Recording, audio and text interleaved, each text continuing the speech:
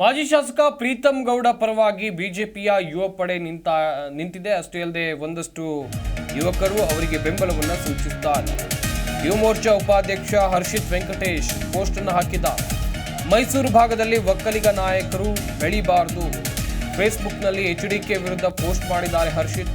ಪ್ರೀತಂ ಗೌಡ ವಿರುದ್ಧ ಎಚ್ಡಿ ಕುಮಾರಸ್ವಾಮಿ ಅವರು ಒಂದು ಕಡೆಯಲ್ಲಿ ವಾಗ್ದಾಳಿಯನ್ನು ನಡೆಸಿದ್ರು. ಕುಮಾರಸ್ವಾಮಿ ವಾಗ್ದಾಳಿ ಬೆನ್ನಲ್ಲೇ ಪ್ರೀತಂ ಪರ ಫೇಸ್ಬುಕ್ ಪೋಸ್ಟ್ ಕೂಡ ಕಂಡು ಬಂದಿದೆ.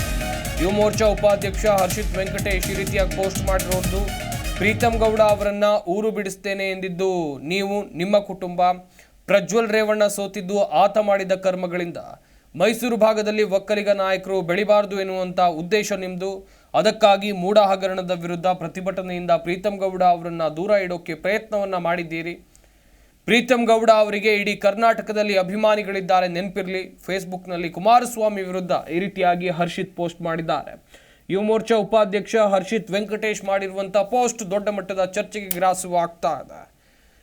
ಪ್ರೀತಂ ಗೌಡ ಮಾಜಿ ಶಾಸಕರು, ಇವರ ಪರವಾಗಿ ಬಿಜೆಪಿಯ ಯುವ ಮುಖಂಡ ಬ್ಯಾಟ್ ಬೀಸ್ತಾ ಇದ್ದಾರೆ. ಯುವ ಮೋರ್ಚಾ ಉಪಾಧ್ಯಕ್ಷ ಹರ್ಷಿತ್ ವೆಂಕಟೇಶ್ ಮಾಡಿರುವಂತಹ ಪೋಸ್ಟ್ ಅನ್ನ ನೀವು ನೋಡ್ತಾ ಇದ್ದೀರಾ.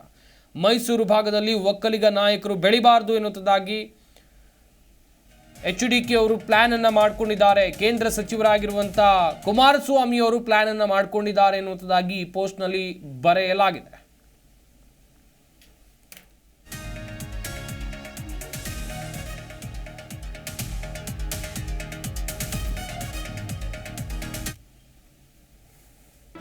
ಜಿ ಕನ್ನಡ ನ್ಯೂಸ್ ಈಗ ನಿಮ್ಮ ಮನೆಯಲ್ಲೇ ನೋಡಿ. ಎಲ್ಲ ಕೇಬಲ್ಗಳಲ್ಲಿ ಈಗ ಲಭ್ಯ.